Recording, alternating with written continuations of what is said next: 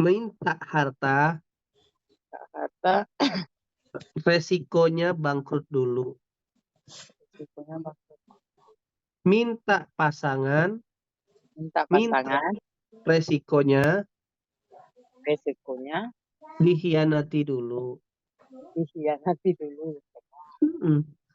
Minta sehat, minta kuat, resikonya capek dulu olahraga.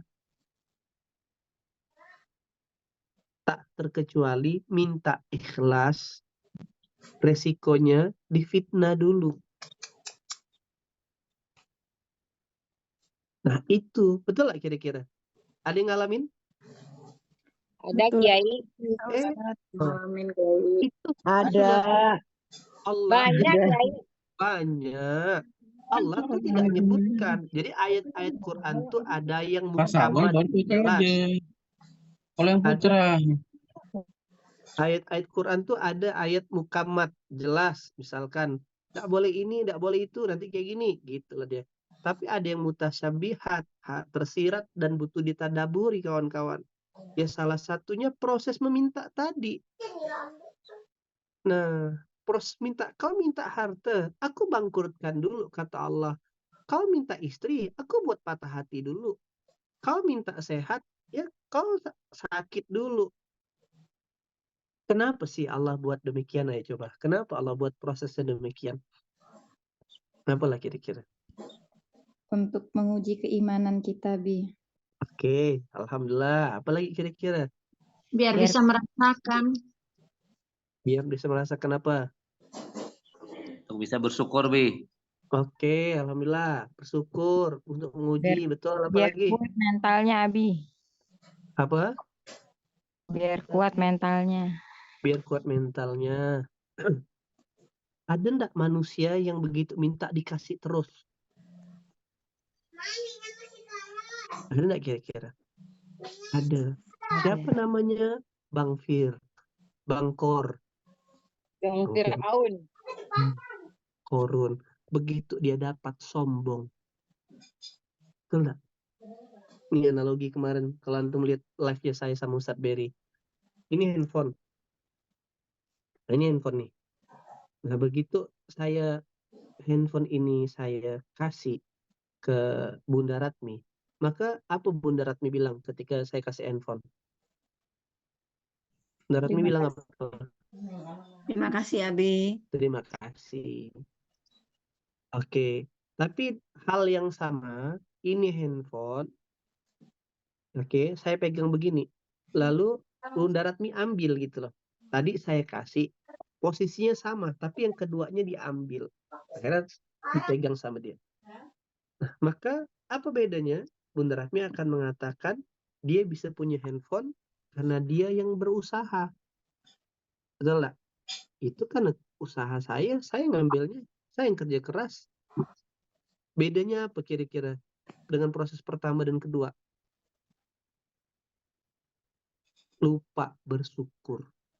Nah, lupa bersyukur, merasa dia yang merasa dengan atas usahanya, padahal demi Allah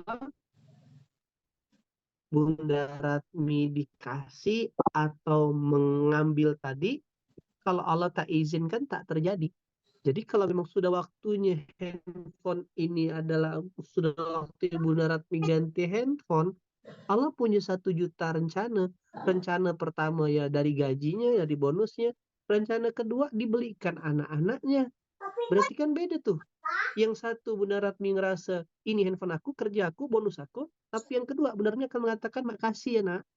Nah, ketika sesuatu itu kita dapatkan, jadi Allah tuh tahu kan makhluk hambanya yang bernama Fir'aun, nama Korun, ngerasa semuanya karena usaha dia. Maka setelah itu, ya kan sistemnya dirubah. Artinya dibuat berproses dulu. Ketika seseorang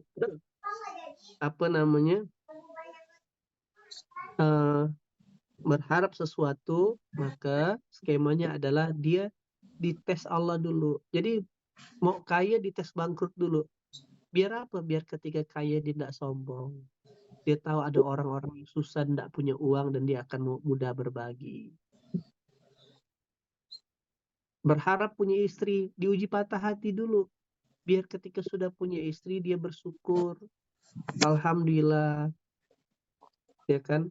Walaupun dia tahu kekurangan istrinya, kekurangan suaminya, dia timbul rasa syukur yang tinggi. Kenapa? Dulu aku pernah sendirian, tidak punya pasangan. Itu jauh lebih menyedihkan.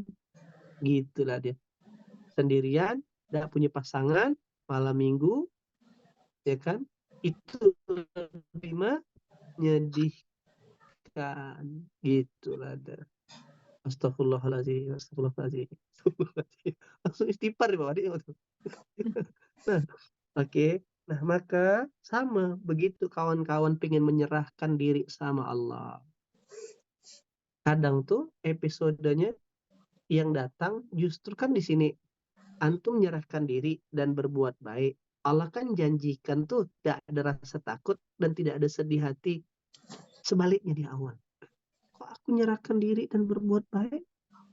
Kok aku malah takut ya? Takut tuh berarti akan masa depan, sedih itu akan peristiwa masa lalu. Kok malah yang terjadi kesusahan ya? Kok malah yang terjadi bisnis malah seret ya? Karena aku udah totalitas nih menolong agama Allah. Kalaulah malaikat tuh boleh bisik, sabar bro, Allah tuh lagi bercanda. Gitu loh kawan-kawan. Sabar bos. Allah tuh udah nyiapin kado buat ente. Ente percaya aja. Jangan keluar dari track. Gitu emang kadang Allah tuh. Jadi kalau malaikat tuh boleh bocorin, ya kan? Dia akan bisikin kayak gitu. Sabar. Bidadari udah disiapin. Jangan geser. Tetap aja nolong agama Allah. Gitu deh. Sabar Nelda. Jangan putus asa. Udah disiapin tuh kadonya dari Allah.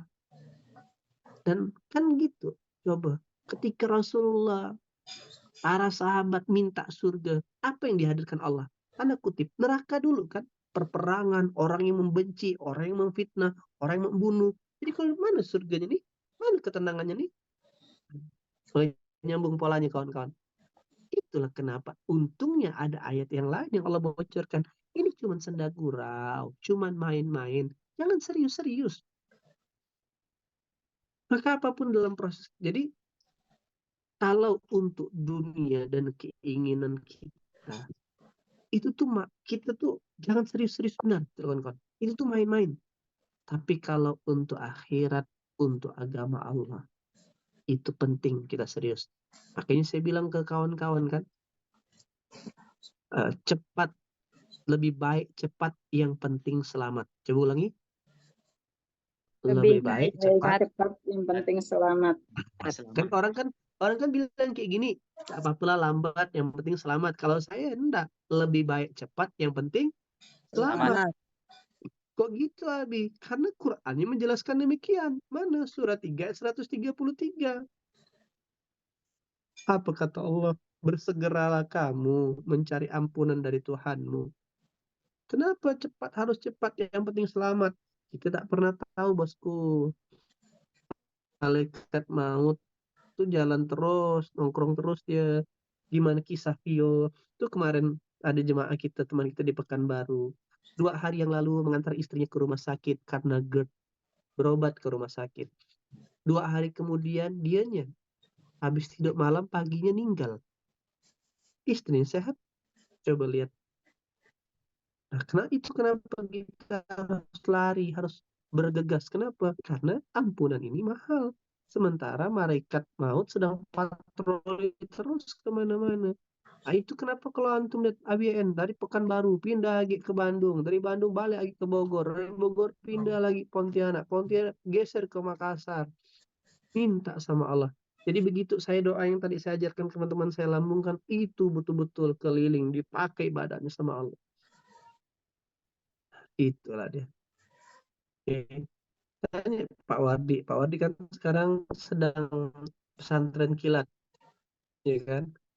Dianya ke Pontianak, saya ke Pekanbaru. Tapi udah cukup 2 hari untuk ngobrol. Nah, di saat orang-orang libur hari apa kemarin, libur tuh hari Kamis ya. Kamis libur kan. Orang libur, saya tetap pakai baju rapi, tetap kerja. Karena bagi saya nggak ada jadwal libur, kawan-kawan. Mana ada jadwal libur untuk berbuat kebaikan? Betul nggak? Nggak ada. Maka selamat praktek ini, nikmati prosesnya ketika teman-teman semua sudah menyerahkan diri sepenuhnya sama Allah dan terus berbuat kebaikan di jalan Allah, maka dua yang Allah janjikan. Apa yang Allah janjikan? Tak ada lagi kesedihan, tak ada ketakutan. Kan? Tak ada lagi, ya kan? Dia dapat pahala, dapat 3 kan? 1 dapat pahala. Kalau sudah dapat pahala, berarti banyak yang berarti dia dapat bahan baku rezeki, kan pahala, sesuatu yang bisa diklaim jadi rezeki. Dapat pahala dan kata Allah, wala khaufun 'alaihim wala hum yahzanun. Apa yang terjadi? Nah, ini jadi penting ya.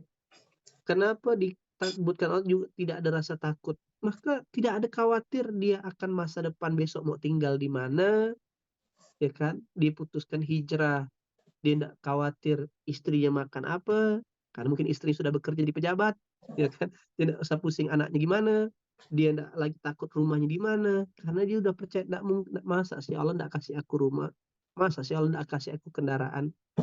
Nah, dan yang kedua, buat yang punya penyakit trauma akan masa lalu, gampang sedih, kenapa tidak hilang-hilang itu trauma? Karena kita tidak punya kegiatan, tidak punya kesibukan, tidak punya amal soleh. Kalau ada sedikit amal solehnya. Tapi kalau udah disibukkan dengan berbuat kebaikan, pasti lupa. Sebagaimana ya, arti gini, kalau bahasa buat anak muda tuh gini, gimana sih cara terbaik untuk melupakan mantan? Tahu nggak, Tefat?